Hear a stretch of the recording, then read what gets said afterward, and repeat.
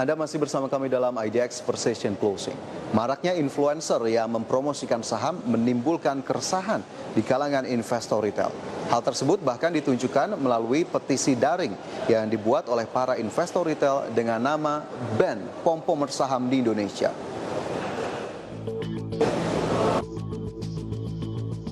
Maraknya influencer dari berbagai kalangan yang mempromosikan saham menimbulkan keresahan di kalangan investor retail. Influencer di sini bisa merupakan seorang artis, selebgram, YouTuber, atau public figure. Dalam sebuah petisi di situs change.org, pengguna dengan username retail bersatu malam pom-pom baru koma lagi, membuat petisi yang diberi judul Ban Pom-Pomer Saham di Indonesia. Petisi tersebut ditujukan kepada Otoritas Jasa Keuangan, Ketua Dewan Komisioner OJK Wimbo Santoso, Bursa Efek Indonesia, Komisaris Utama Bursa Efek Indonesia Pandu Syahri, dan Bapepti. Seperti diketahui, pom-pom saham adalah aktivitas di mana seseorang yang memberikan info saham lewat media sosial. Mereka biasanya mengaku membeli saham tertentu dan mengajak orang lain juga untuk melakukan hal yang sama. Sayangnya hal tersebut dilakukan tanpa analisis yang jelas, baik secara fundamental ataupun teknikal, yang akhirnya terkesan seperti menggiring opini publik untuk membeli saham tersebut tanpa pertimbangan yang matang. Lantas adakah fenomena lainnya yang terjadi dalam berinvestasi di pasar modal? Saksikan selengkapnya dalam IDX Precision Closing.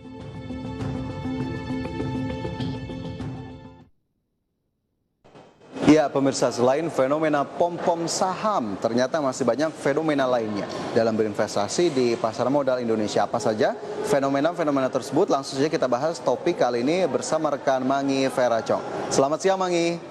Ya, halo, selamat siang, Pak Jan. Ya, Mangi, gimana kabarnya hari ini? Sehat? Saya baik, Pak Jan. Terima kasih. Sehat selalu. Tentunya kita harus tetap menjaga kesehatan ya, Mangi ya. Nah, hal ini tentunya menarik ini, Mangi, terkait ban pom-pomer saham di Indonesia. Ada satu petisi yang sepertinya cukup menarik perhatian untuk kita. Tapi sebetulnya apa yang bisa disampaikan terkait petisi daring yang dibuat oleh investor retail ini? Ya, baik, terima kasih, Pak Jan. Ya, pemirsa, meskipun tahun 2020 merupakan pertama kalinya pandemi COVID-19 masuk ke Indonesia, tapi bisa dikatakan bahwa tahun 2020 adalah tahun kebangkitan bagi pasar modal Indonesia. Kenapa? Karena ternyata di tahun 2020 lalu terjadi peningkatan jumlah investor retail yang cukup signifikan. Dan di 2020 jumlah investor retail di pasar modal Indonesia telah mencapai sekitar 3,8 juta investor.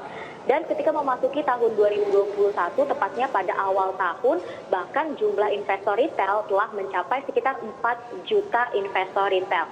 Tapi ternyata seiring dengan peningkatan jumlah investor retail, banyak juga fenomena yang terjadi di pasar modal Indonesia.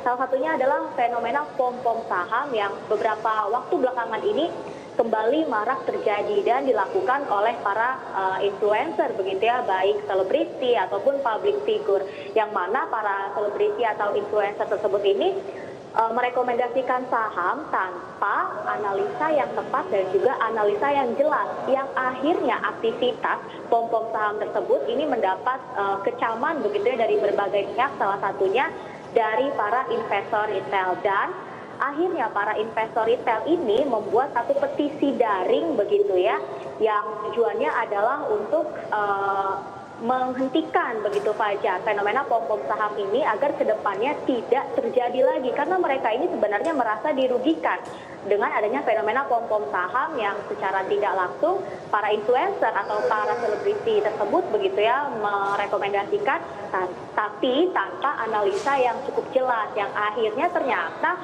petisi daring tersebut, Fajar, sampai dengan hari Rabu tanggal 3 Februari 2021 lalu saja ini sudah sekitar 5.000 investor retail yang telah menandatangani petisi tersebut, dan targetnya yang akan menandatangani ini ya sekitar 7.500 investor retail, yang artinya kurang 2.500 investor retail saja di Fajar untuk menandatangani petisi tersebut untuk menghentikan begitu ya tujuannya fenomena pom-pom saham di kemudian hari, Fajar.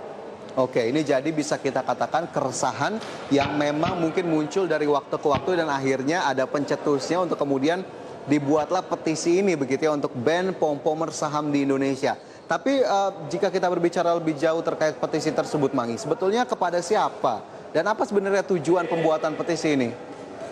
Baik, jadi tujuan pembuatan petisi ini begitu seperti yang sudah saya jelaskan di awal tadi adalah mencegah terjadinya pom-pom saham ya tidak terjadi lagi nih ke depannya Fajar, karena para investor retail ini merasa dengan adanya pom-pom saham mereka sudah cukup dirugikan begitu ya, mereka menginvestasikan dana mereka cukup besar, tapi ternyata apa yang direkomendasikan oleh para influencer tersebut ya ini tidak mendatangkan hasil yang cukup baik begitu, karena memang tanpa analisa yang cukup jelas, dan petisi tersebut ini ditujukan kepada salah satunya ya kepada OJK, kemudian oleh kepada Bapeti dan juga oleh kepada Bursa Efek Indonesia sendiri, dan tujuannya memang untuk mencegah agar pom-pom saham ini tidak terjadi lagi ke depannya. Tapi Fajar, ternyata sebenarnya tidak hanya pom-pom saham saja nih yang bisa kita temui begitu ya saat berinvestasi di pasar modal. Ternyata masih ada beberapa fenomena lain ya yang bisa kita temui saat kita berinvestasi di pasar modal, Fajar.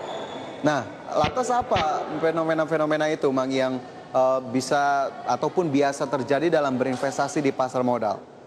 Ya, baik. Jadi salah satu fenomena lainnya yang bisa kita temui ya saat kita berinvestasi di pasar modal Indonesia adalah aktivitas goreng saham Fajar. Tapi sebelum kita lebih jauh membahas terkait dengan aktivitas goreng saham, mungkin saya ingin memberitahukan dulu nih, siapa sih sebenarnya yang biasa menggoreng saham begitu ya. Nah, yang biasa menggoreng saham atau melakukan aktivitas goreng saham ini tentunya adalah bandar saham. Nah, kemudian siapa lagi nih sebenarnya bandar saham? Oke, jadi bandar saham ini merupakan bisa kita katakan ya sekumpulan pelaku pasar yang memang memiliki dana cukup besar, dan biasanya dana tersebut ya berasal baik dari perorangan maupun dari institusi yang tujuannya dana tersebut ini akan digunakan untuk memainkan harga sebuah saham atau memanipulasi harga saham begitu Fajar. Jadi bandar saham ini juga bisa dikatakan sebagai market maker begitu Fajar. Dan contohnya begini, saya coba memberikan penjelasan begitu ya tentang bandar saham dan aktivitas goreng saham. Ketika ada satu saham, kita katakan saham ABCD lah ya begitu, saham ABCD ini merupakan saham yang pergerakannya ini sudah tidak lama bergerak atau sudah tidur begitu ya Fajar ya.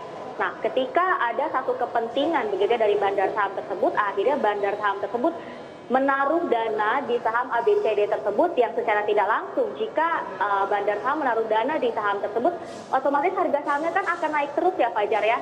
Dan kemudian ini bisa menjadi satu perhatian bagi para pelaku pasar. Ketika para pelaku pasar ini melihat, loh kok ini sahamnya yang tadinya tidur kok tiba-tiba udah naik terus begitu ya harga sahamnya, ini bisa memicu juga para pelaku pasar atau para investor lainnya untuk menaruh dana di saham tersebut. Ketika sudah mulai banyak begitu ya para investor yang menaruh dana di saham tersebut, kemudian harga sahamnya terus naik dan naik, akhirnya para bandar saham tadi melakukan profit taking alias menjual saham yang dimiliki, dan secara tidak langsung ini akan merugikan para investor yang telah menaruh dananya tadi begitu Fajar. Oke, jadi memang istilah ini sudah cukup dikenal begitu ya, menggoreng saham begitu, meskipun kita juga akhirnya tidak bisa melegalkan begitu ya ada istilah ini, meskipun kita tahu ada saham-saham yang memang bisa saja mengalami kenaikan ataupun penurunan tanpa ada aksi korporasi, tanpa ada penjelasan dari sisi fundamental, dan ini hal-hal yang memang perlu diwaspadai sehingga memang aktivitas menggoreng saham ini dalam tanda kutip bisa kita antisipasi lebih lanjut. Tapi Mangi, apakah memang semua saham bisa ini dilakukan untuk menggoreng saham? Baik, jadi untuk sebenarnya saham-saham yang berpotensi lebih mudah untuk digoreng begitu ya adalah saham-saham yang memang kapitalisasi pasarnya ini cukup kecil begitu Fajar, tapi tidak menutup kemungkinan untuk saham-saham yang memang kapitalisasi sedang ataupun besar bisa digoreng juga oleh para bandar saham tadi. Tapi kembali saya tegaskan ada beberapa saham juga yang memang susah digoreng begitulah Fajar, karena biasanya saham-saham tersebut memiliki kapitalisasi pasar yang sangat besar Fajar. Jadi kenapa susah digoreng nih kalau saham yang memang kapitalisasi pasarnya sangat besar sekali? Karena bandar saham tersebut ini artinya harus menyediakan dana yang cukup besar jika ingin memainkan harga saham tersebut Fajar, untuk kapitalisasi pasar yang sangat besar tadi. Dan biasanya memang dari otoritas sendiri begitu ya, contohnya dari Bursa Efek Indonesia ini memang ada langkah antisipasi. Jadi BEI ini melakukan pemantauan begitu terhadap harga saham yang secara tiba-tiba dalam waktu yang singkat naiknya cukup signifikan ataupun turunnya juga cukup signifikan begitu Fajar, dan biasanya jika ditemui hal-hal seperti itu, ini akan terjadi yang namanya auto reject atas ataupun auto reject bawah Fajar. Dan setelah biasanya terjadi ARB atau ARA tersebut ya, ini saham-sahamnya dimasukkan dalam kategori unusual market activity yang bisa saja ke depannya penjualan saham tersebut ini dihentikan sementara oleh Bursa Efek Indonesia. Fajar, ya tentang ARB dan ARA sendiri mungkin Fajar juga ingin menjelaskan lebih jauh. Iya, jadi memang ada kaitannya tadi ya dengan efforts atau upaya yang tentunya selalu dilakukan oleh pihak regulator, terutama Bursa Efek Indonesia, untuk kemudian membatasi kejadian-kejadian yang tidak wajar atau tidak biasa. Biasanya tadi masuk dalam unusual market activity dan juga untuk menghindari penurunan ataupun kenaikan yang sangat drastis. Bursa Efek Indonesia juga sudah menerapkan skema auto rejection atas, kemudian juga skema auto rejection bawah. Sebetulnya pasti untuk teman-teman, untuk pemirsa sudah cukup tahu begitu ya dengan istilah ini, yang kita tahu jika memang melewati batas rentang tertentu harga saham yang mengalami kenaikan ataupun penurunan ini bisa langsung ditolak secara otomatis atau secara otomatis. Jadi sudah menyentuh level maksimalnya baik dalam hal kenaikan ataupun penurunan. Mungkin jika kita berbicara contoh dari ARA ataupun ARB tadi dengan rentang-rentang yang berbeda, di mana pihak Bursa Efek Indonesia ini menerapkan sejumlah bracket begitu ya, atau rentang, diantaranya ada saham dengan rentang harga 50 hingga 200 per saham. ARA-nya atau auto rejection atas ditetapkan ketika harga order buy-nya lebih dari 35%. Sementara auto rejection bawah ini saat harga order sell kurang dari 7%. Sementara jika kita lihat ke rentang harga berikutnya, di antara 200 hingga 5.000 per saham ada ARA dengan harga order buy lebih dari 25% dan juga ARB saat harga order sell di bawah lebih dari minus 7%. Jadi memang sebetulnya skema-skema ini ditetapkan untuk kemudian juga bisa memberikan waktu tentunya kepada para investor ataupun trader untuk bisa melihat kembali bagaimana kemudian pergerakan dari saham ini, atau dalam tanda kutip cooling down begitu ya, biar memang ada waktu untuk berpikir dan menganalisis lebih lanjut apa sebetulnya yang terjadi pada saham ini. Dan mungkin kita juga harus apresiasi dari upaya yang dilakukan oleh regulator terutama Bursa Efek Indonesia tersebut, Mangi, terkait dengan ARA, kemudian juga unusual market activity dan juga beberapa skema lainnya. Nah, kemudian Mangi, apakah kemudian ada lagi fenomena-fenomena lainnya di pasar modal, terutama terkait investasi? Ya, jadi ada fenomena lainnya yang biasa kita sebut dengan saham nyangkut nih Fajar. Nah, saham nyangkut ini jadi sebenarnya seperti ini. Ketika kita berinvestasi di pasar modal Indonesia, kita tidak bisa menentukan pergerakan harga saham tersebut begitu ya. Jadi kita tidak bisa menentukan apakah harga saham tersebut ke depannya kita ingin naik begitu atau ingin turun. Itu kan tidak bisa sesuai dengan keinginan kita begitu ya Fajar. Dan biasanya contohnya seperti ini. Ketika kita membeli suatu saham di harga Rp100 per saham misalnya, tentunya kita ke depannya berharap harga saham tersebut akan terus naik agar kita bisa mendapatkan keuntungan ataupun mendapatkan cuan. Tapi faktanya bisa saja ke depannya harga saham tersebut bukannya naik, malah harganya terus turun nih Fajar. Dan biasanya ketika menghadapi fenomena seperti itu, para investor ya, terutama para investor pemula ini banyak yang melakukan panic selling alias menjual saham yang ia miliki karena mereka sudah merasa rugi nih karena sahamnya harganya sudah mulai turun, saya jual aja deh begitu. Tapi ada juga sebagian investor yang ragu untuk menjual, jadi masih berharap begitu ya ke depannya saham tersebut akan kembali naik agar mereka tetap mendapatkan cuan. Tapi bisa saja dari harapan naik tersebut malah ke depannya makin turun dan turun dan turun. Yang inilah disebut dengan saham nyangkut tadi Fajar. Dan biasanya agar kita tidak terjebak dalam saham nyangkut begitu ya, salah satu cara yang bisa kita lakukan adalah dengan melakukan diversifikasi ya, seperti yang waktu itu Fajar juga sudah sempat jelaskan ya. Jadi kita tidak hanya bergantung pada satu saham saja begitu, tapi kita juga bisa memilih saham-saham yang lainnya yang memang memiliki potensi yang bagus. Nah, tapi menurut Fajar sendiri, ketika kita ataupun ketika seorang investor begitu ya sudah terjebak dalam situasi saham yang nyangkut, apa yang kira-kira bisa dilakukan Fajar?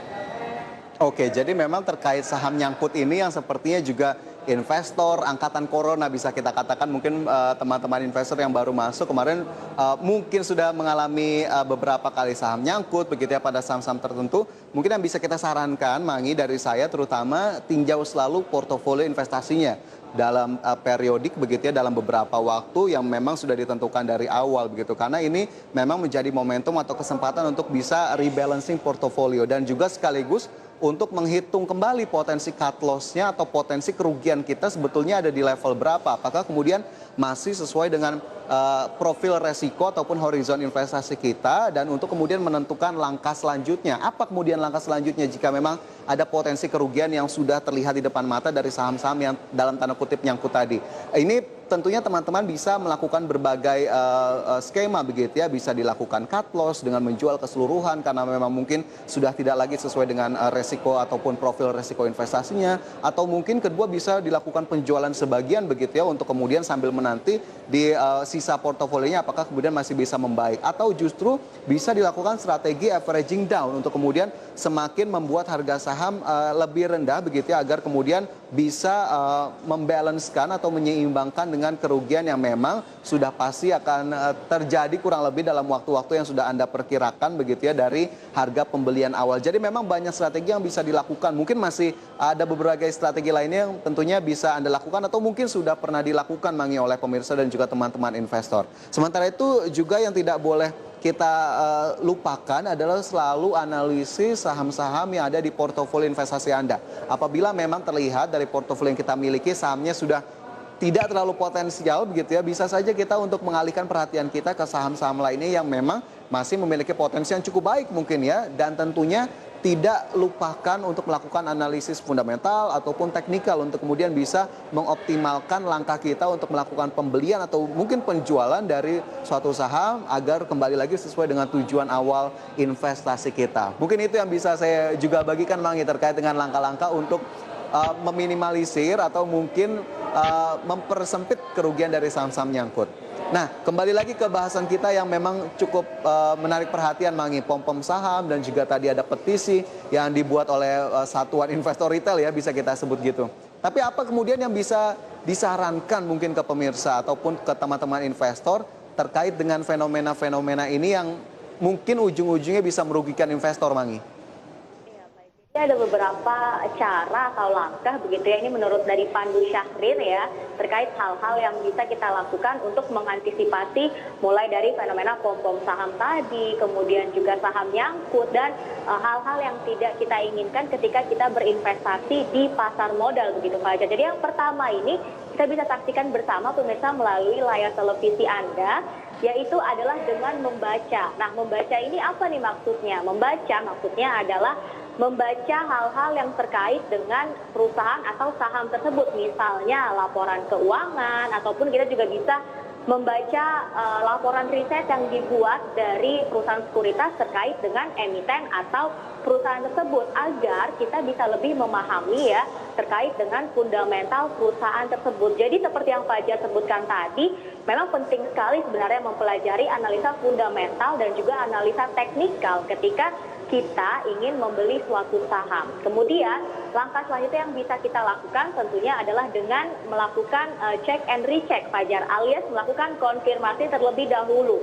Jadi jika kedepannya kita kembali menemukan fenomena saham begitu, fenomena pom-pom saham begitu ya, ada seseorang atau influencer yang melakukan pom-pom saham, kita tidak boleh langsung ikut-ikutan begitu Fajar membeli saham tersebut, tapi kita harus cross check terlebih dahulu, kita melakukan konfirmasi terlebih dahulu apakah benar saham yang direkomendasikan ini memang memiliki fundamental yang bagus, apakah benar saham yang direkomendasikan ini memiliki kinerja yang bagus. Jadi kita tidak boleh asal ikut-ikutan aja nih Fajar dan pemirsa, kita harus cross check dan melakukan konfirmasi terlebih dahulu. Kemudian cara yang bisa kita lakukan terakhir adalah dengan bertanya. Maksudnya bertanya ini adalah kita bisa bertanya terhadap seseorang yang memang kompeten di bidangnya, atau kita bisa juga bertanya dengan seseorang yang memang terlibat langsung dalam industri di saham atau emiten tersebut. Jadi agar bisa lebih menerima informasi dengan jelas, Fajar, agar kita bisa menghindari hal-hal yang tidak kita inginkan ketika kita sedang berinvestasi di pasar modal. Karena memang